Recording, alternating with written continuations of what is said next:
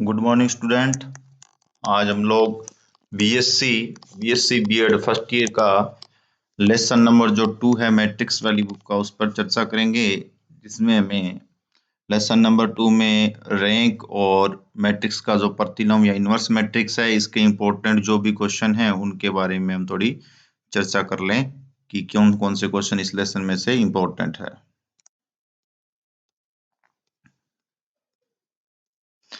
अब हमें याद रखना है कि सेकंड यदि को फैक्टर निकालने हैं, सेकंड यदि मैट्रिक्स का सेकंड या सारणिक डिटरमिनेंट वैल्यू निकालनी है, तो ये क्वेश्चन वैसे तो नॉर्मली बेसिक क्वेश्चन है, आपके 12th क्लास का क्वेश्चन है। इसका एक एग्जांपल दिया हुआ, अपने उस पर थोड़ी चर्चा कर लेते हैं कि इसमें सेकंड मैट्रिक्स कैसे निकाली जाती है।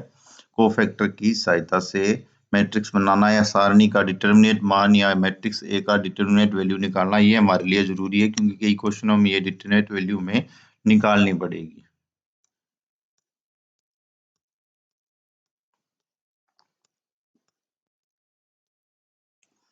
ये फॉर्मूला है इनवर्स मैट्रिक्स या प्रतिलोम मैट्रिक्स निकालने का। A inverse is equal to A adjoint A upon में ए का डिटरमिनेंट या ए की सारणिक मान जो कि नॉट इक्वल 0 होना चाहिए।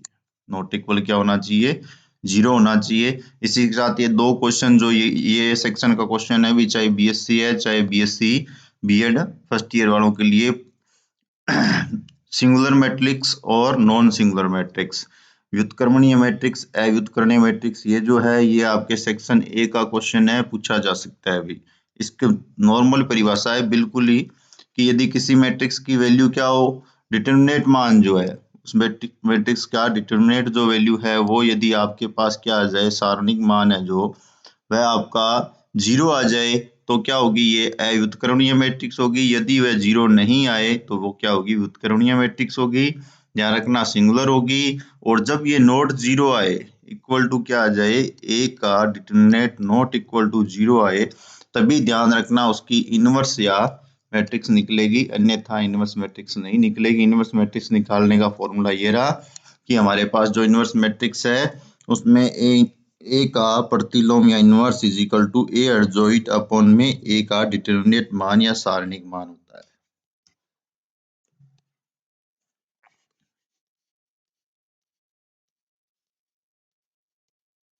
ये बात अपने पहले देख चुके हैं पिछले लेसन में। ये ऑर्थोगोनल मैट्रिक्स लंबिंग मैट्रिक्स से आ गई है, ये ध्यान रखना। सेक्शन ए का क्वेश्चन है जिसके अकॉर्डिंग ए के टी, ए और ए टी का मल्टीप्लाई आई आना चाहिए। कौन सा? आइडेंटिटी अवयव आना चाहिए, चाहे लेफ्ट साइड से करो या राइट साइड से उसका मल्टीप्लाई करो। और ये याद रखना कि ए का प्रतिलोम या इनवर्स जो इक्वल होता है वह ए का इनवर्स जो है ए टी के इक्वल होता है। ये क्वेश्चन दिया हुआ है, आप इसका मल्टीप्लाई कर लेना। टी लगने का अर्थ है आर जो है वह चेंज हो जाती है सी में, सी जो चेंज है वो आर में हो जाती है। पंक्तियां रो में और रो कॉलम में चेंज हो जाते हैं, स्तंभ में चेंज हो जाते हैं। ये बात है, ध्यान रखना। यहाँ से जैसे कोस अल्फा साइन अल्फा दिया हुआ है, माइनस का साइन अल्फा कोस अल्फा दिया हुआ है, तो कोस अल्फा साइन अल्फा हो गया और माइनस का साइन अल्फा कोस अल्फा हो गया। दोनों का मल्टीप्लाई करने पर आपके पास आई आइडेंटिटी मैट्रिक्स प्राप्त होती है। ये क्वेश्चन पहले भी आ चुका है, सेक्शन ए का क्वेश्चन है।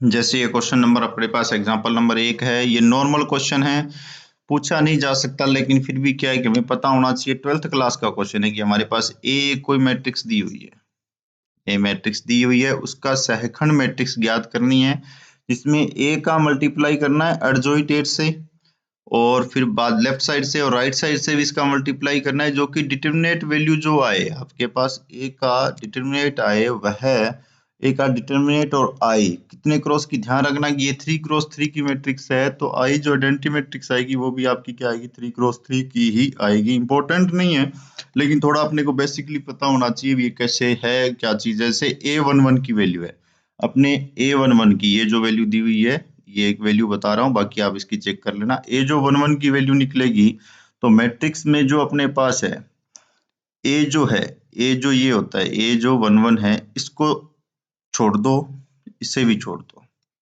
इन वैल्यू को 2 माइनस का 3 माइनस 1 और 3 इसका मल्टीप्लाई कर लो तो कितना आ जाएगा 6 और ये हो गया माइनस का 3, आंसर आ रहा है 3। ये इसी प्रकार से इन सब की वैल्यू निकलेगी आपके पास a11 की, a12 की, a माइनस इसकी a12 की माइनस का 9 आएगी, 13 की माइनस का 5 आएगी। इस हिसाब से वैल्यू को वापस मैट्रिक्स में पुट करना है। और अर्जोइट में यही होता है कि यहाँ a11, a12, a13 इन सभी की वैल्यू लिखनी है, ऊपर ये t लग जाता है, t को वापस चेंज करोगे पंक्ति किस में हो जाएगी, चेंज हो जाएगी आपकी। ये आप लेसन नंबर 1 में सीख के आ चुके हो, चेंज हो जाएगी। बाद में क्या करना है, सिर्फ आपको इसका मल्टीप्लाई ही करना है किससे, मैट्रिक्स ए का एडजॉइंट जो अभी आपने निकाला है ए एडजॉइंट, उससे मल्टीप्लाई करना है। एक मल्टीप्लाई बता देता हूं आपका, जैसे ये 1 1 है, R1 जो रो है आपकी, R1 जो रो है ये C1 से मल्टीप्लाई होगी, तो इसमें A1 का 3 से मल्टीप्लाई करो प्लस, और जो A1 है वो माइनस के 9 से आ जाएगा, और फिर जो A1 है वो माइनस का 5 दिया हुआ है उससे उसकी मल्टीप्लाई हो जाएगी, तो माइनस का 5 लिख देता हूँ। इनको आप ऐड करोगे वापस तो ये माइनस का 11 आपके पास प्राप्त हो जाएगा, जो इसी हिसाब से प्राप्त हो रहा है। ये डायगोनल में है तो डायगोनल में इनको बाहर निकालो, माइनस के 11 और 3 क्रॉस 3 की आई मैट्रिक्स आपके पास बच जाएगी। इसी हिसाब से आप क्या करना है ना, इसी हिसाब से आप इसका लेफ्ट और राइट दोनों साइड से करना है। ये क्वेश्चन में दिया हुआ है, लेफ्ट राइट दोनों से आपकी इक्वल ही वैल्यू प्राप्त होगी। ये बेसिक है, इसको छोड़ देना, ये नहीं करना। जो क्वेश्चन इंपॉर्टेंट है हमने उसी पे चर्चा करेंगे। वो एक क्वेश्चन आपको सीखना था, ये जो इनवर्स या प्रतिलोम मैट्रिक्स निकालने वाला जो क्वेश्चन यहाँ दिया हुआ है, ए इनवर्स निकालना, ये आपके आगे भी क्वेश्चन आएगा किसमें, जिसमें आइगेन मान आइगेन वेक्टर लेसन नंबर 4 में ये क्वेश्चन आपको रिपीट मिलेगा वापस। देखो सारणिक मान निकालना है, यदि किसी भी मैट्रिक्स का सारणिक मान निकालना है तो ये आपके 12th क्लास में था, 12th क्लास में यही सारणिक वैल्यू निकालना या डिटरमिनेंट वैल्यू निकालने वाला यही क्वेश्चन था। यदि आपको, और यही क्वेश्चन आपके पास लेसन नंबर 4 में आएगा, अपने वहीं इसका इनवर्स मैट्रिक्स या ए इनवर्स निकालने की चर्चा करेंगे, यहाँ नहीं, क्यों, अपने लिए वो इम्पोर्टेंट है।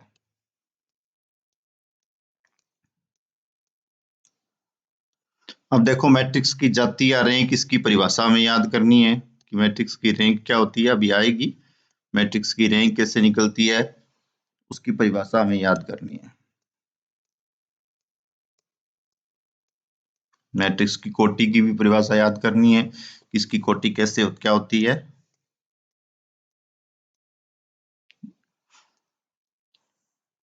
ये देखो मैट्रिक्स की जाति या रैंक की परिभाषा दिया हुआ है कि ए यदि कोई मैट्रिक्स है और आर एक ऐसा कोई धन पूर्णांक है मैट्रिक्स ए का, ठीक है, तो आर की कोटि कम से कम एक उप सारणिक का मान शून्य नहीं हो।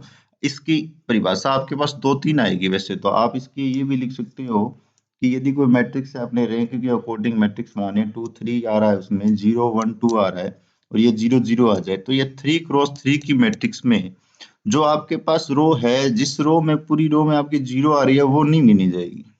बची हुई रो जो R1 और R2 रो है ये आपकी रैंक कहलाती है, ठीक है। और जो ये बच गया है जो वैल्यू जिसमें सभी वहां 0 आए हैं, ये नल्टी कहलाती है, नल्टी की परिभाषा है। और रैंक को आप लोग किससे प्रदर्शित करते हो, रो ए से प्रदर्शित किया जाता है रैंक। और ये जो मैंने मैट्रिक्स लिखी है इसकी रैंक आपके पास 2 प्राप्त होती है, ठीक है। और ये क्वेश्चन भाई सेक्शन ए में पूछे जाने वाला क्वेश्चन है, ध्यान रखना कि रैंक की परिभाषा क्या है।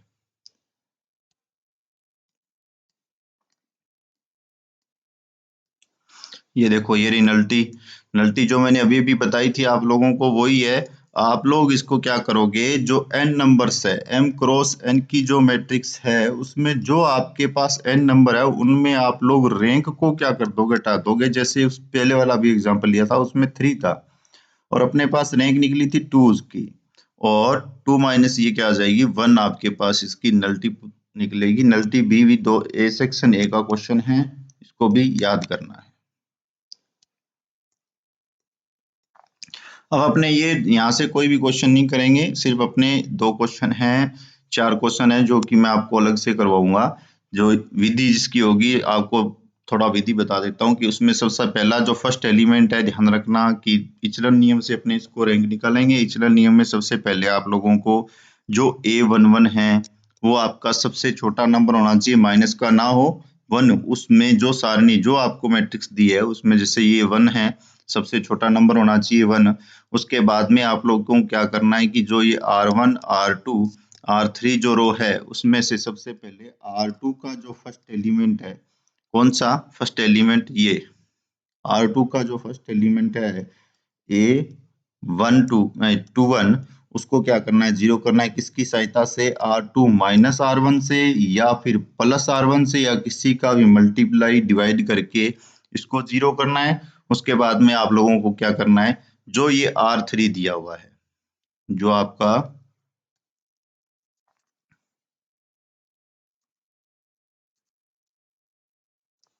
आपका ये R3 दिया हुआ है, इस R3 को भी, इसका भी फर्स्ट एलिमेंट है जो R3 प्लस माइनस R1 किसी का भी मल्टीप्लाई करके R1 का ये जो R3 का फर्स्ट एलिमेंट है इसको भी जीरो करना है। और उसके बाद में आपको R3 का जो मान है वह आपको प्राप्त होगा R3 minus R2 plus minus से जो ये एलिमेंट थर्ड है, जैसे कि कौन सा A32 है, इसको भी जीरो करना है। इनको जीरो करने के बाद आपके पास क्या हो जाएगा, R1, R2, R3 में यदि प्रत्येक में एलिमेंट के नंबर्स कोई भी नंबर मिले तो ये 3x3 की 3x4 की मैट्रिक्स है, तो 3 से आपके पास इसके कितने प्राप्त हो जाएंगे, जिसमें यदि आपके पास नंबर है तो वो तो रैंक में गिने जाएंगे। यदि ये R3 एक जीरो हो जाए या R2 जीरो हो जाए तो आपकी क्या हो जाएगी, वो एक नल्टी में गिनी जाएगी। ये एक 72 नंबर पेज पे आपके 4 क्वेश्चन है, वो इंपॉर्टेंट है, वहीं अपने इनकी चर्चा करेंगे। ये बेसिक थोड़ी सी विधि बताइए आप लोगों को।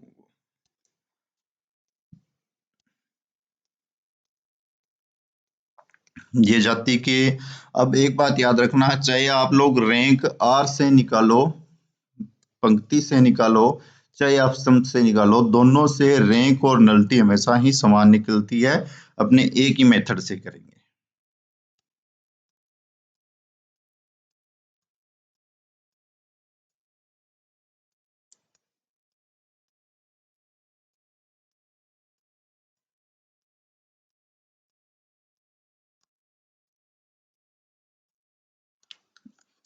उससे पहले ये अपने पास लीनियरली कॉम्बिनेशन आ गया है, LC, ये भी इंपॉर्टेंट चीज है। लीनियरली कॉम्बिनेशन से BSc, जो आपके BSc है, BSc फर्स्ट ईयर और BSc BEd फर्स्ट ईयर, दोनों में भी इससे सेक्शन A के अंदर पार्ट A में आपके क्वेश्चन पूछा जाएगा। एक तो LC पूछी जा सकती है, LD पूछी जा सकती है, LI पूछी जा सकती है। तीनों की आपको परिभाषा आनी चाहिए, तीनों यही आएंगे।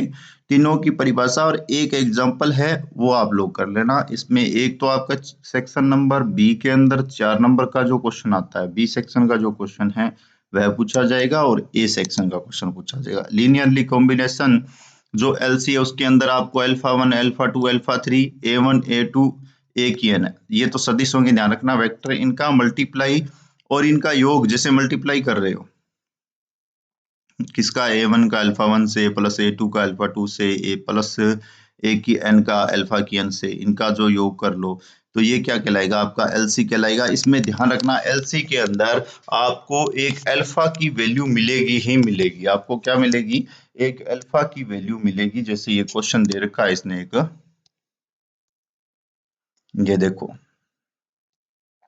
ये सिंगल अल्फा है, अल्फा की वैल्यू यहाँ आ जाएगी, ठीक है, इक्वल में alpha 1, alpha 2, alpha 3, alpha 1, alpha 2, alpha 3, A1, A2, A3 का मल्टीप्लाई, जिससे आपके पास क्या है, आपको नॉर्मली एक मैट्रिक्स बनानी है। नॉर्मली आपके पास मैट्रिक्स बन जाएगी, A1 का A1, फिर A2, फिर 2A3, ये यहाँ आ रहे हैं देखो।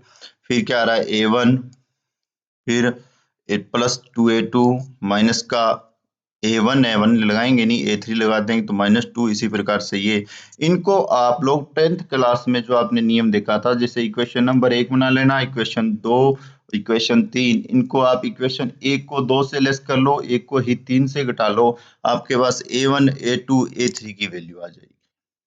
ये आपके पास दिए घात की इक्वेशन बनेगी। पहले a1 को आप 2 से घटा लो, फिर a1 को 3 से लेस कर लो, तो आपके पास a2 प्लस a3 की फॉर्म की इक्वेशन बनेगी, जिससे आप हल करने पर आपके पास a3 की वैल्यू आ जाएगी, फिर a2 की, फिर a1 की। ये 10th क्लास का नियम है। इक्वेशन नंबर 1, 2 और 3, 1 को 2 से लेस करो, 1 को 3 से लेस करो, 2 की आपके पास इक्वेशन आ जाएगी, जिसमें आपके पास a2 a3 मिलेगा, जिनको आप घटाने के बाद में आपके पास a1 की वैल्यू, a2 की, a3 की वैल्यू प्राप्त हो जाएगी। ये आपका LC है। LC में ध्यान रखना कि अल्फा इक्वल वाले की वैल्यू मिलेगी आपको।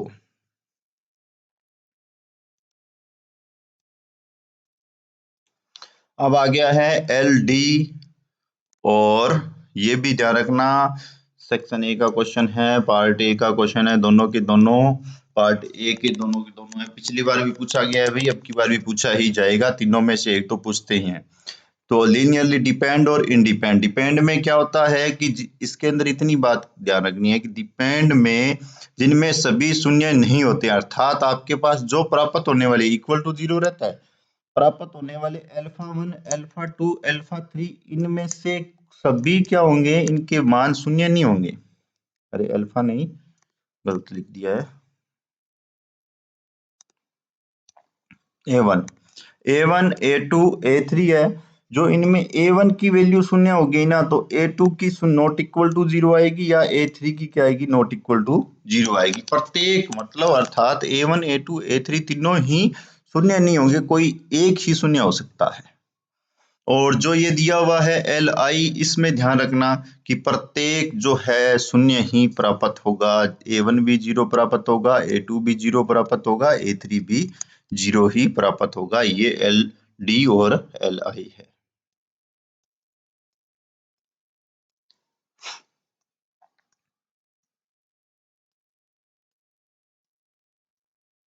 अब आप लोगों को क्या करना है, एग्जाम्पल नंबर 2 है जो इम्पोर्टेंट है, वो आप लोगों को लिए LC दिया हुआ है, LC के अकॉर्डिंग हल करना है। यहाँ अल्फा की वैल्यू आ जाएगी, अल्फा 1 अल्फा 2 अल्फा 3 की वैल्यू आ जाएगी, जिनसे आप लोग क्या करोगे, एक मैट्रिक्स बना लोगे। मैट्रिक्स बनाने के बाद आप लोग इससे a1 a2 a3 इक्वेशन के अकॉर्डिंग सोल्व कर लोगे। सोल्व करने पर ये देखो, पहले से इसने कर रखा है वैसे तो, ये वैल्यू 0 के सापेक्ष क्या प्राप्त हो रहा है, आपके पास 2a माइनस a2 आ रहा है, तो वैल्यू आ जाएगी। और 4 के सापेक्ष आपके पास a1 प्लस a3 आ रहा है, और 20 के सापेक्ष आपके पास minus a1 plus 3a2 plus 5a3 आ रहा है, जिससे आपके पास a1 a2 a3 तीनों की वैल्यू प्राप्त हो रही है, जो कि LC है।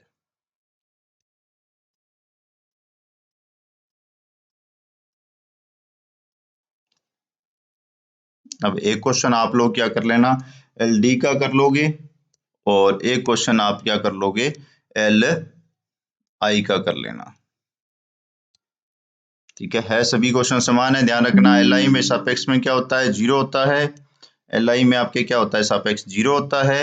और A1 में अल्फा 1 अल्फा 2 अल्फा 3 की वैल्यू दी है, आपके पास 3 इक्वेशनें बन जाएंगी, जिनको सोल्व करने पर ध्यान रखना LI में जब आप इसे सोल्व करोगे तो LI में तीनों की तीनों वैल्यू 0 प्राप्त होगी।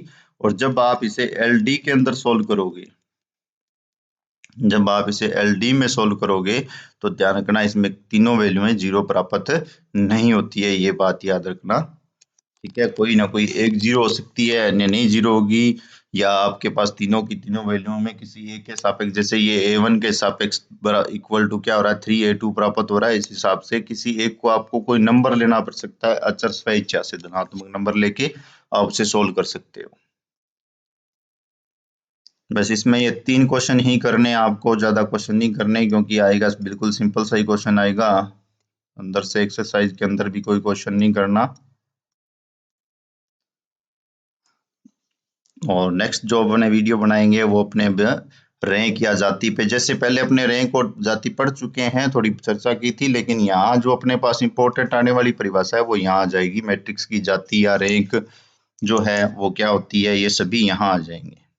जैसे लिखा हुआ है कि A इज इक्वल टू आपके पास AIJ M क्रॉस M की मैट्रिक्स है, M क्रॉस N की क्या एक मैट्रिक्स है, जिसमें इसमें प्रत्येक पंक्ति N अवयव है, प्रत्येक पंक्ति N सदिश या N वेक्टर होते हैं। ठीक है। और ये रैंक जो निकलती है वो यही बात है कि रैंक में निकालने के लिए अपने पास जो ये R1 R2 और R3 है, ये इचलन का नियम करेंगे। इचलन के नियम में आपके पास यदि पहली row, first row, second row, third row, तीनों में एलिमेंट मिल रहे हैं, कोई भी जीरो नहीं है, तो 3x3 की मैट्रिक्स है, तो अपने पास रैंक 3 प्राप्त हो जाएगी। यदि किसी एक में जीरो मिल रहा है तो अपने पास रैंक 2 हो जाएगी। यदि 2 जीरो मिल रही है तो रैंक अपने पास क्या आ जाएगी, 1 आ जाएगी।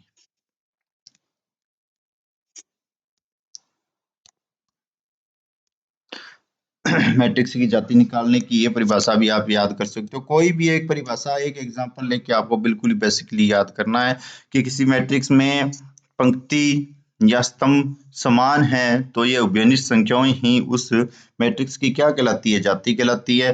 फिर मैट्रिक्स की चाहे पंक्ति से करो, चाहे आप स्तंभ से करो, चाहे आप पंक्ति या स्तंभ जो भी लो, उसमें भी आपके पास जाति जो है दोनों की समान ही प्राप्त होती है, जिसे रो ए से प्रदर्शित करते हैं।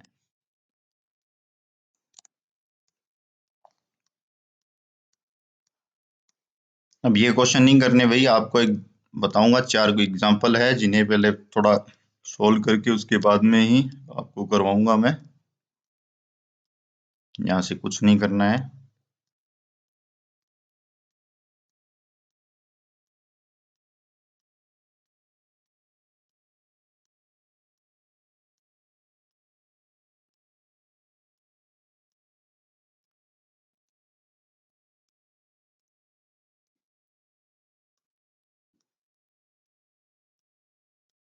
ये एग्जाम्पल है। यहाँ से अपने नेक्स्ट जो वीडियो बनाएंगे उसके अंदर इन एग्जाम्पल से ध्यान रखना कि सेक्शन सी का क्वेश्चन आएगा, सी सेक्शन का क्वेश्चन आएगा। ये एग्जाम्पल अपने करने, एग्जाम्पल नंबर 1, 2, 3 और 4, 4 एग्जाम्पल है। इनमें से 2 जो आने वाले इंपॉर्टेंट क्वेश्चन हैं उनको मैं आपको 2 क्वेश्चनों को नेक्स्ट वीडियो में बताएंगे। ठीक है, और आज इतना ही है। ये देख लो, ये 4 एग्जाम्पल है। ये विधि नहीं है, अभी विधि तो यही रहेगी लेकिन थोड़ा सोल्व करने का मेथड थोड़ा अलग है। उनको सोल्व करके आपको बता देंगे। 4 एग्जाम्पल है। चारों एग्जाम्पल होने के बाद में ये लेसन कंप्लीट हो जाएगा। लेसन नंबर 2 की आपके समाप्ति हो जाएगी। चारों एग्जाम्पलों में से 2 एग्जाम्पल वेरी वेरी इंपॉर्टेंट है जो मैं आपको करवाता हूँ।